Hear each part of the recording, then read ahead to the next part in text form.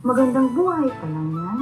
Ako, si Ginang Christine May C. Cristobal, ang maghahatid sa inyo ng mga mahalagang kaalaman para sa ikalawang linggo, ikatlong markahan ng ating pag-aaralan sa FIL10. Inaanyayahan ko ang lahat na manood at maaari ninyong itala ang mga mahalagang kaalaman para sa linggong ito. Ang lalaman ng ating aralin ay tungkol sa pangatwiran sa isang debate o pagtatalo at ang mga pamantayan sa Pagsasaling-Wika.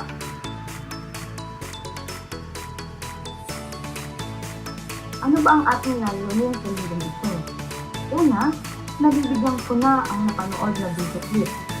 Ikalawa, napangatwiran ang sariling reaksyon tungkol sa akdang binasa sa pamamagitan ng debate o pagtatalo. Ikatlo, nagagamit ng angkop ang mga pamantayan sa Pagsasaling-Wika. Ano ba ang ibig sabihin ng kahulugan ng debate o pagtatalo?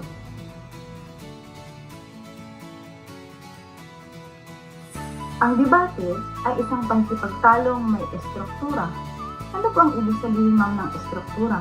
Pag sinabi natin estruktura, ito ay merong ayos o forma. Meron tayong mga sinusunod na mga hakbang, mga alituntunin kapag isinasagawa natin ang pagtatalong ito. Isinasagawa rin ito ng may dalawang grupo o pangkat na merong magkasalungat na panig tungkol sa isang napapanahong paksa. So, ang panig na ito ay yung mga sumasang-ayon o yung tinatawag na proposition at yung mga sumasalungat na opposition.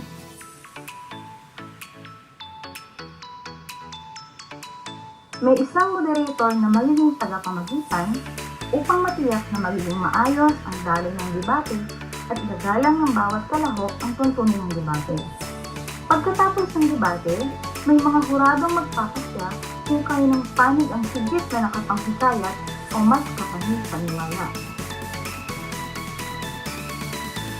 Ang mga hurado ay dapat walang sinipilingan sa dalawang panig at kailangang nakaupo ng magkakalayo sa isa't isa at hindi mag-uusap-usap bago magbigay ng kanilang hatol upang maiwasang maimpluwensyahan ang hatol ng isa't isa.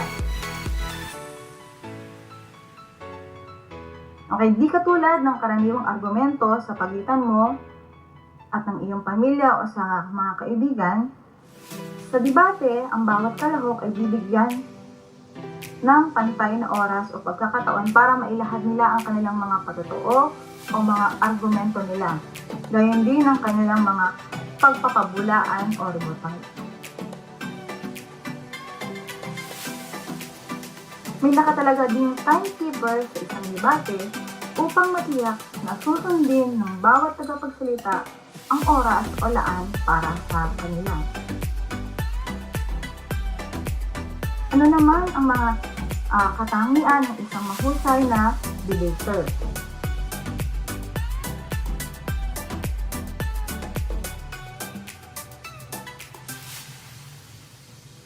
Una, dapat na may malawak na kaalaman ng isang debater patungkol sa panig na kanyang ipagtatanggol at maging sa pangkalahatang paksa ng debate. So, ito yung tumutukoy sa nilalaman. So, dapat na marami siyang, may sapat siyang kaalaman. Mahilig siyang magbasa, manood, makinig, lalo na kapag ang debate ay tungkol sa isang mga napapanahong issue.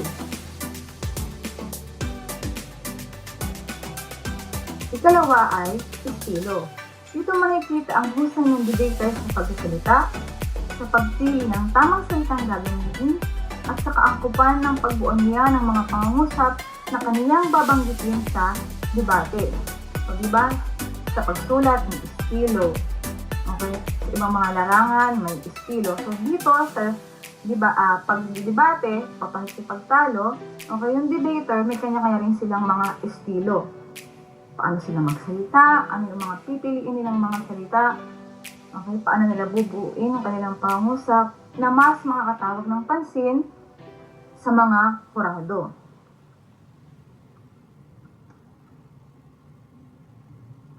Ikatlo ay ang estratehiya.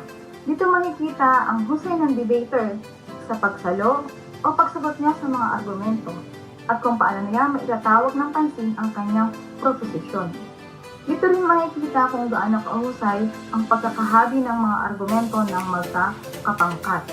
So dito naman yung bawat miyembro ng isang grupo, kailangan iisip siya ng strategy nila. Paano nila ilalahad? Ito ba ang una nilang sasabihin? O ito ba? Para mas makatawag ng pansin ang kanilang mga argumento o proposition.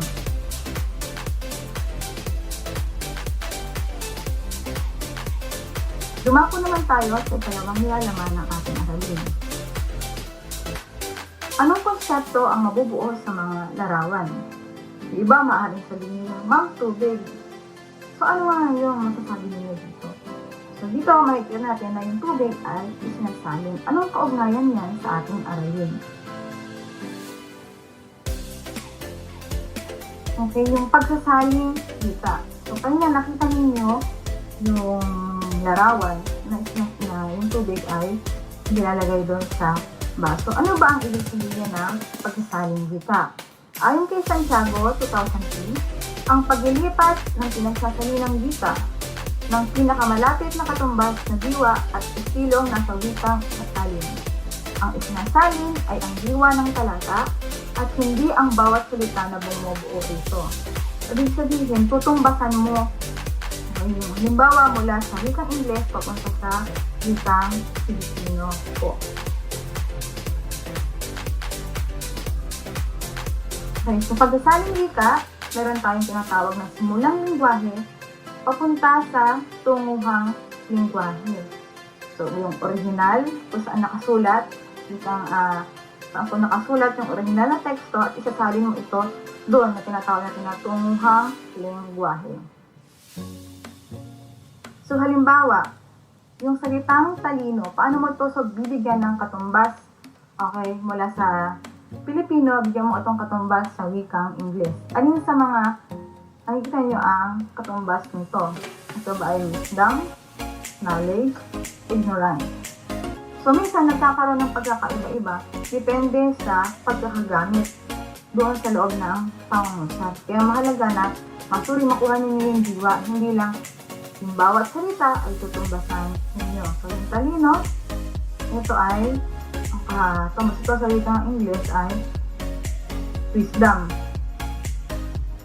Pwede rin knowledge. Depende po sa pagkakagamit. So, yung nasa dulo, ignorance, hindi po ito kasama. So, ano ba ang mga katangian? Pero bago yun, okay, meron akong karagdagang kaalaman tungkol sa isang kilalang teorista. Ayon sa isang kilalang teorista at practitioner na nagngangalang William Mowat, ang nagsasabi na ang pagsasaling-wika ay tulad ng paglilipat ng kaluluwa ng isang nilalang sa katawan ng isang patay. Ang ganitong pahayag niya ay manuturing na eksageradong paraan ng pagsasabi na hindi biro-birong gawain ang pagsasaling-wika. Katunayan, nagkakaisa ang mga otoridad sa larangang ito na walang perpektong sabi. Kung may 10 tagapagsalin at bibigyan sila ng isang piyesa ng literatura upang isalin, halimbawa ay isang tula, mapapatunayang ang resulta ay 10 iba't ibang estilo ng salin. Nagkakaiba-iba sa mga salitang ginamit, sa paraan ng pagsasabi ng isang kaisipan, sa balangkas ng mga taludtod at pangungusap at iba pa. Ano ang mga katangian ang dapat paglayin ng isang tagapagsalin? Una, sapat na kaalaman sa dalawang wikang kasangkot. Gaya, mahalaga na ang isasalin mo o yung tunguhang lingwahe, ito yung unang wika mo, first language mo po. Okay, kaya nga, ang magandang halimbawa dito ay yung wikang Ingles patungo sa wikang Pilipino. So, maaari ka rin gumamit ng diksyonaryo, pero huwag kang pakakailitin dito. So, gaya nabanggit kayo na, diwa po yung ating isasalin, hindi yung bawat salita ang ating tutungbasan. Ikalawa, sapat na kaalaman sa gramatika ng dalawang wikang kasangkot sa pagsasalin. Ang kaalaman sa gramatika ng dalawang wika sa pagsasalin ay kailangan ng tagapagsalin sa pagsusuri ng diwang nais ipabatid ng otor. Gayon din sa wastong paggamit ng mga salita, wastong pagkakabuo at pagsusunod-sunod. Ikatlo, sapat na kakayahan sa pampanitikang paraan ng pagpapahayag. Ang kakayahang magsalita sa dalawang wikang kasangkot sa pagsasalin at kaalaman sa gramatika ay hindi sapat para makapagsalin. Kaya kung ang lahat ng salin ay patas, nagiging higit na mahusay na tagapagsalin ang manunulat.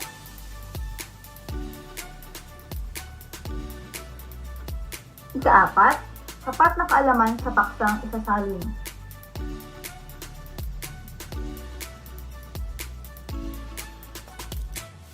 Marapat na ang tagapagsalin ay may higit na kaalaman sa paksa, sapagkat siya ay higit na nakakaalam at nakakaunawa sa mga konseptong nakapaloob dito.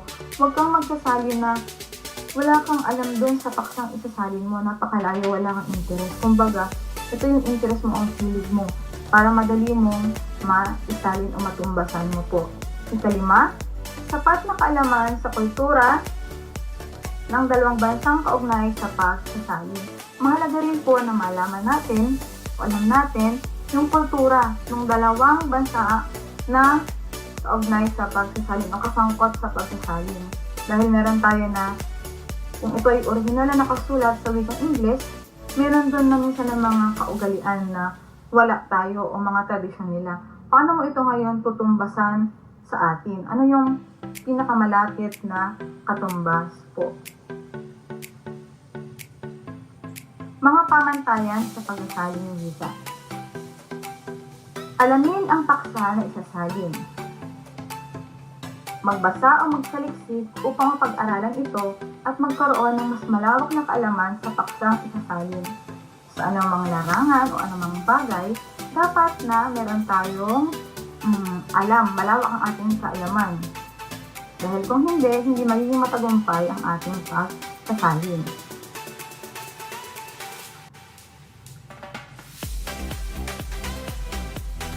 Dalawa, basahin ng ilang beses ang tekstong isasalin. Tiyaking maunawaan mo ang nilalaman ng teksto sa level na halos kakayanin mong ipaliwanag o muling isalaysay kahit pa wala ang original sa iyong harapan. So, mahalaga dito sa pagsasalin ng wika na babasahin mo ng ilang beses, hindi lamang yung tekstong isasalin, pati rin yung pagkatapos ng isalin, babasahin mo yun. Kaya hindi pa dito ang mga katamad-tamad po. Ikatlo, tandaang ang isasalin ay ang kahulugan o mensahe, hindi lang mga salita po. Makakatulong ang malawak na kaalaman sa isang tagapagsalin sa wikang isasalin at sa wikang pagsasalinan. Hindi kasi sapat na basta tumbasan lamang ng mga salita mula sa pinagmulang teksto ng isa ring salita sa pagsasalin ng wika dahil magiging literal lang ang kalalabasan ng pagsasalin at maaaring hindi mapalabas ang tunay na diwa o mensahe ng isinasalin. So, hindi po tayo bawat salita. Ulit-ulit na yan, hindi dapat bawat salita ang pagsasalin po. Ika-apat, piliin ang mga salita at pairalang mauunawaan ng mambabasa. Mainam kung ang mga salitang gagamitin ay lubos mong mauunawaan ng kahulugan at tiyak na mauunawaan din ng mga mambabasa upang higit na maging natural o malapit ang original sa salin. So dito papasok, dito iisipin mo sa ika-apat na bilang ay yung sino ba ang babasa ng isasalin mo para kanino ba? Kung ito ay para sa mga bata sa elementarya o sa mga nursery, dapat yung mga gagamitin mong salita ay yung maunawaan nila, hindi yung mga matataling haga.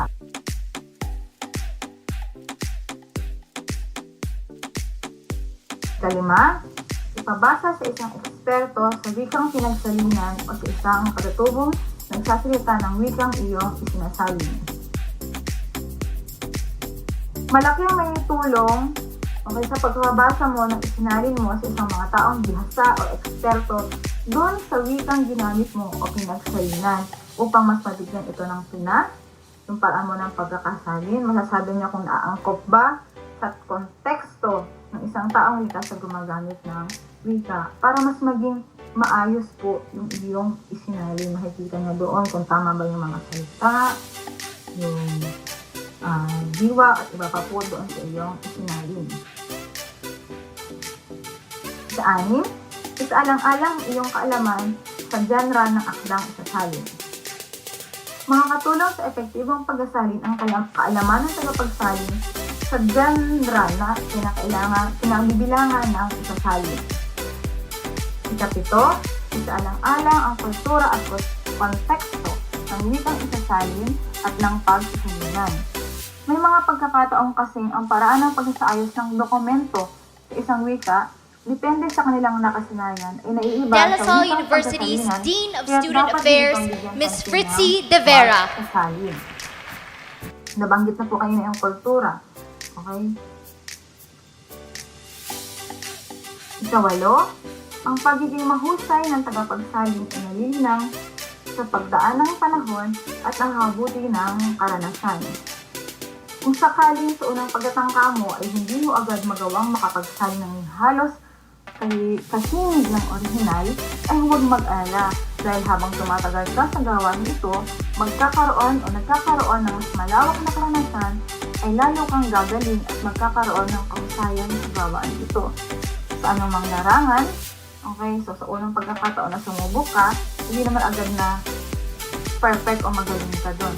So sa tulong ng mga karanasan mo, lalo mong napapaunlad at nakabuti kung saan kang mahusay na yun. Dahil sa unang pagsasalin mo, hindi masyadong maayos, hindi masyadong makinis. Maraming mga hindi maunawa ang mga salita o ano pa man pong naging problema mo. So kapag in-ensayo mo o pinapractice mo yun, okay, mas gagaling ka pa po doon.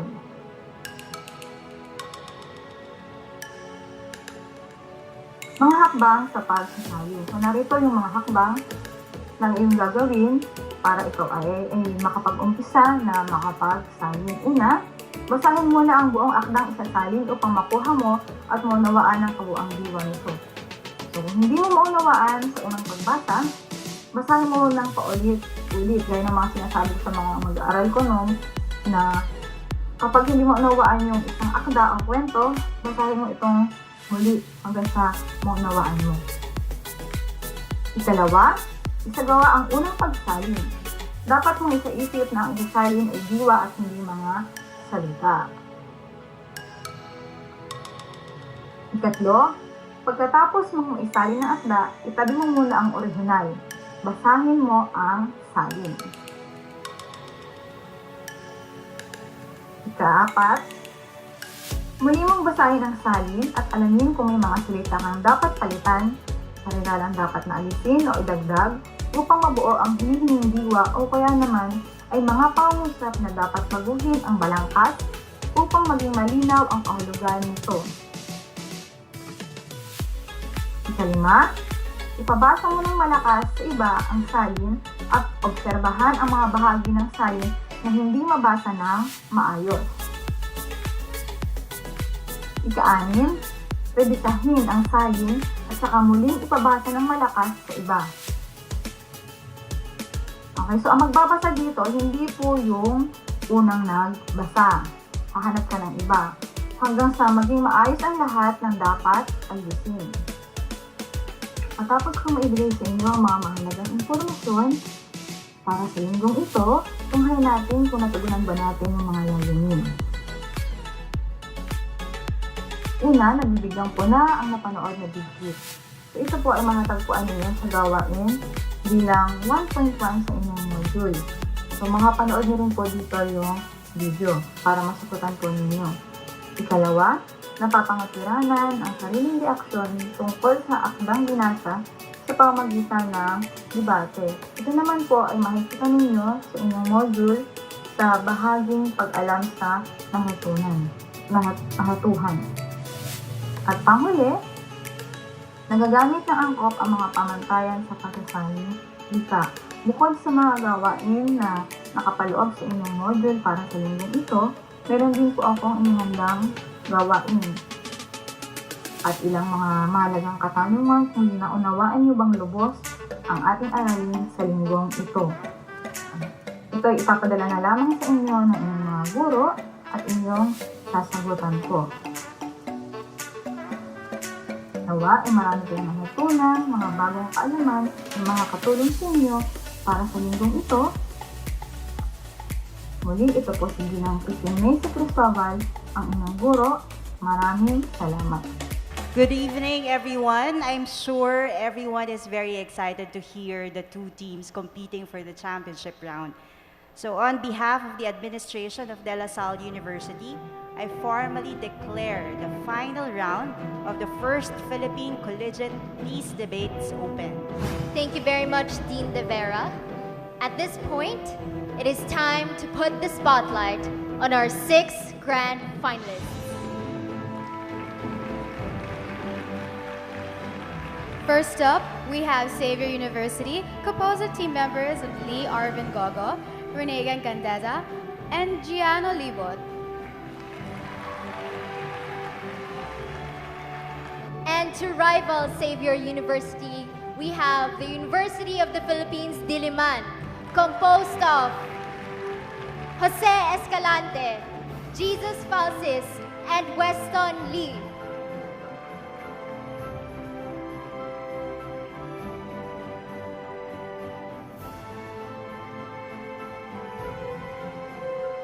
Now that we've met our contestants, let us meet the people who will be deciding their fates tonight. We have a panel of 9 adjudicators. And first we have Mr. Vincent Huico, Chief of Staff of the Philippine Charity Sweepstakes Office Chairperson. Next, we have Mr. John Derek Porcilincula. He's the Officer-in-Chief of the Chief of Staff. He's also the Office of the General Manager, Philippine Charity Sweepstakes Office. Mr. Porcilincula is representing PCSO General Manager, Attorney Jose Ferdinand M. Rojas II. Next, we have Mr. Leilangit, Vice President Station Manager of DWIZ, Chairman of Kapisanan ng mga Broadcasters ng Pilipinas, Metro Manila, host of Kasanggamo ang Langit, Biyaheng Langit, TV shows of PTTV4.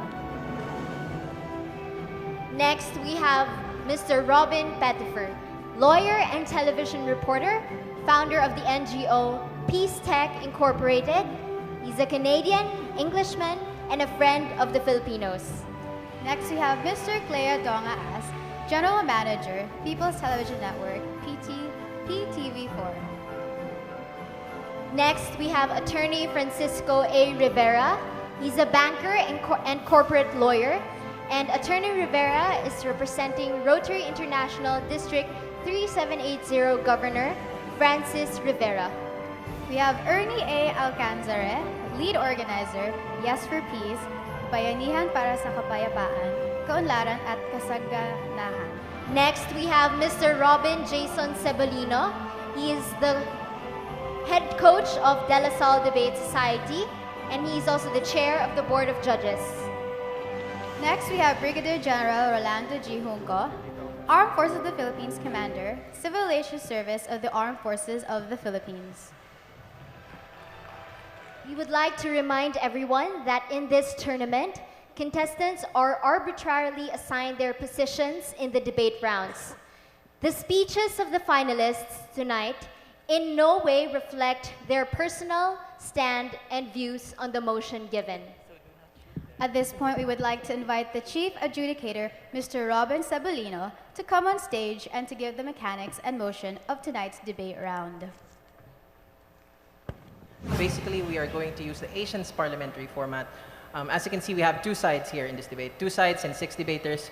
You will hear 6 7-minute speeches from the debaters and 2 4-minute speeches from the speeches in this debate from the speakers.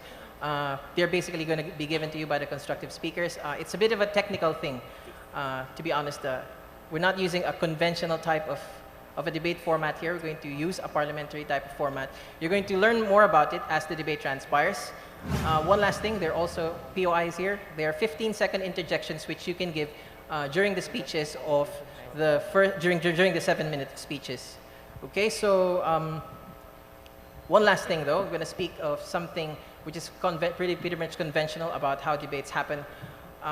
When you agree with what the speaker says, you just say, "Hear, hear." That's how it goes, usually. When you disagree, you say, "Shame," basically. Don't worry, it's okay to say that. Debaters are pretty used to it. So, having said that, let's start with the debate. Can we have the motion, please? Okay, for grand finals motion is, this House believes that in order to weaken the insurgent recruitment of the youth in the armed struggle, this House believes that the military should be allowed to use propaganda in schools. So, let's start now.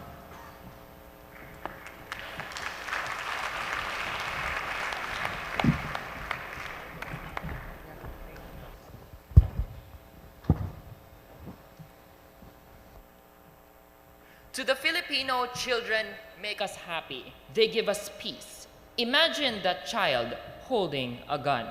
As a nation that believes that we should never let our children suffer the consequences of the mistakes of their ancestors, is commiserating how we allow violent dissident groups like the NPA to casually approach our children, take advantage of their volatile emotions, and encourage them to rise up against the government. This is worse than child labor. We're not just talking about daddy giving baby or junior a toy gun, seeing them, "Oh, look at him, so cute, going bang bang."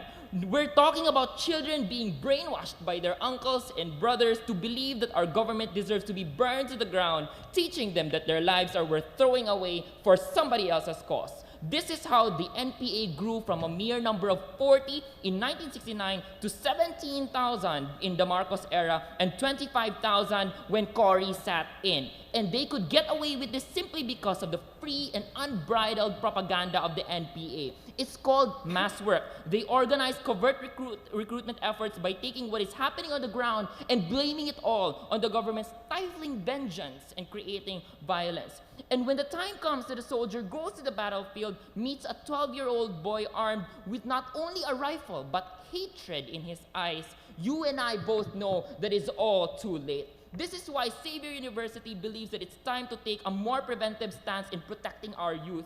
We believe that our military should be allowed to undergo counter-education programs in order to tap into the consciousness of our energetic youth. We have to show them that where our government stands in this crisis and what they're doing. We need to show them that we're not just randomly killing people just because they dissent from us, but because we're doing this for their protection and for the nation's security. We need to educate them that no matter what the insurgents believe in, how they achieve their efforts are completely undemocratic and is against everything that the democracy stands for. And most importantly, we need to make them realize, sit down, that their lives are never worth sacrificing for somebody else's cause. Of course, our propaganda is not just through words, it's also through activities, or allowing these children to be able to participate in these propaganda activities. Like, for example, these peace debates. Our policy will basically do three things. First, we will protect these children against the root of the recruitment. We will allow this program to foster awareness of the AFP and make them aware of the concerns, and we will give them a voice and allow them to use that voice for the greater good. Point of information. Yes. Do you support the idea of children of rebel groups, like an NPA rebel having a children, going to school? Obviously, Mr. Chair, we do. But we think that there's an important role for the military to go out there and tell that child that what the rebels are doing, going through violence to make themselves heard, is a bad thing. Our proposal is inspired by the counter-education program of President Fidel Ramos, called the Lambat Bitag Education Program, where he effectively reduced the number of youth militants to 9,000 in schools during his time. The only reason why this program was stopped in the past was because FBR thought that the NPA would see this as a gesture of diplomacy and finally stop. They didn't. So I think we should bring it back. First, we think it's practical to target schools because we know that the NPA is interested with the educated youth. This is because these groups are interested in people who are capable of spreading the word for them. Schools are also the institution where students enter with the mindset that they are ready to absorb information. As much as the DOH or the DepEd can spread information drives to promote values, we think that the military should be able to do the same. You see, our policy aims to target the problem of recruitment at its heart. And we're talking about the heart of every single child who is compelled to make a decision to be able to join the NPA ranks. You see, the child is virtually left with no choice because of the overwhelming pressure pressure and information they get from the NPA, some of them even from the moral ascendancy of family. With our model, we allow these children to question these causes in the household, making undecided parents to even think otherwise, that violence probably is not the resort, Madam Chair, ladies and gentlemen, for them to be able to have them heard. But even if the children cannot persuade their family, at least we save the child by telling them that when the worst comes, they have somebody else to run to, and that is the government, the military, that they don't have to be forced to fight because there is a way out of that situation.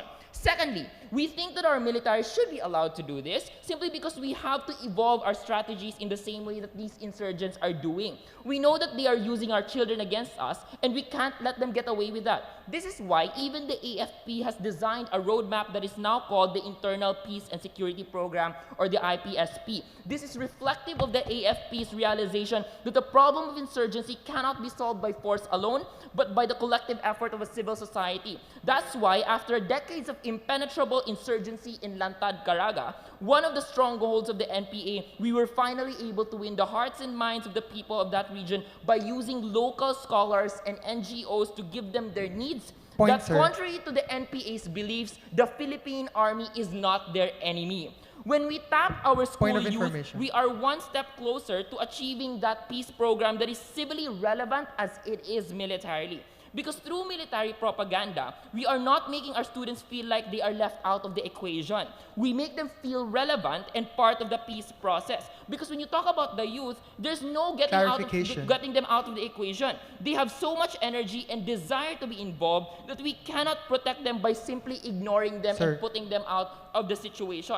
Naturally, if you have an active military propaganda, you elicit a response from these people. These people will be able to channel their idealisms to the voice of their own, blocking out any kind of influences that the NPA might give them.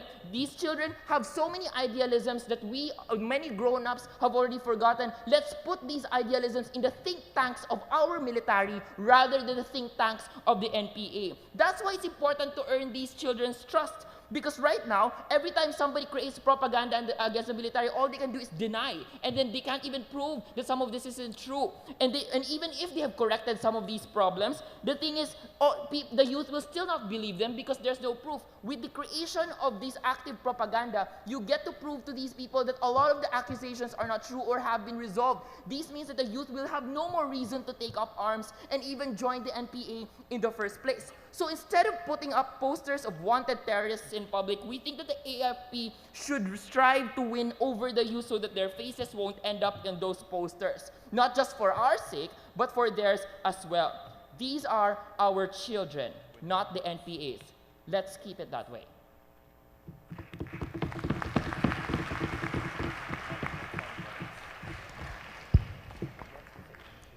We would like to thank the Prime Minister, let's call the Leader of the Opposition. The University of the Philippines believes that recruiting children is immoral, and we also denounce the recruitment of youths to become future rebels and insurgents. But we believe that lahat ay posible except military propagandas, because it is not necessary and it is not effective to be able to stop recruiters from getting our children to participate and join the ranks of the NPA and the MILF and the MNLF at that. The only thing that was exclusively argued by the Prime Minister was that there is no sufficient information right now for the children or the youth to be able to counter or resist the ideas that are planted by recruiters in terms of the viability of an armed struggle. This is not true. All of our schools already emphasize the democratic and peaceful means to reform the system. Our schools already emphasize how society and minorities should interact and peaceably discuss their conflicts and problems with each other. So it's not really true that children are led to believe that Muslims, for example, are inherently violent, or that, for example, the democratic system is inherently anti-poor, which the NPAs and the MILF do exploit. So we do not need the military propaganda to be able to resist the influence of recruiters in getting our children to participate in their ranks. The problem with the affirmative side is that they fail to analyze the root causes of insurgency and why recruiting happens in the first place. We say that the causes of insurgency is really dissatisfaction with status quo. This is on two levels in terms of the poor economic conditions in certain areas such as the Compostela Valley and Mindanao area, and the inability of the people on the ground to have the means to change the system. That is why they resort to an armed struggle, because they believe that they cannot resort to a peaceful struggle. So that is why he was correct when he said that during martial law, the highest number of rebels were around 26,000 for the NPA and 40,000 for the MNLF/MILF. And this is according to AFP Chief General Emmanuel Bautista when he was interviewed about the number of rebels.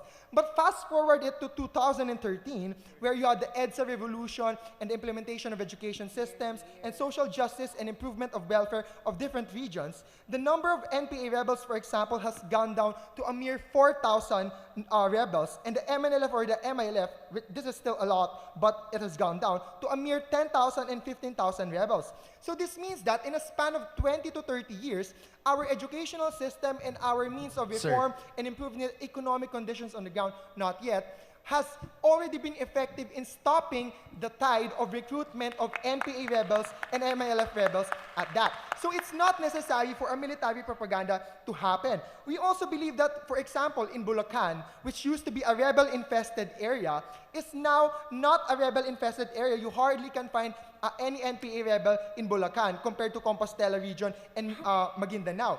Only the poorest regions in the Philippines are rebel-infested. There is a clear correlation. So for example, in Maguindanao or in Mindanao, the 10 poorest provinces have the highest number of rebels. What does this mean? This means that to be able to stop recruitment of our children into the ranks of rebels, we do not need military propaganda. What we need is to divert the resources they will use to create a military propaganda into economic reforms and to the reforms of the government. Because in their side, there is a trade-off of resources. Government resources are scarce. We have limited budget. In their side, they have to conceptualize a curriculum. They have to pay experts to make this military propaganda. Not yet. They have to hire experts and teachers to be able to teach this military propaganda. And they have to create very good videos, which was shown a while ago, to be able to have this military propaganda. We say that it is immoral in negative side for any peso to be spent in military propaganda when you could have used those money to be spent in economic programs that will uplift the welfare of individuals in Compostela Valley and the Maguindanao region. So we believe that it's not necessary and it's actually immoral in their side. Before I move on, yes. Can propaganda work if the military does not show evidence that it is reformed and it is friendlier right now?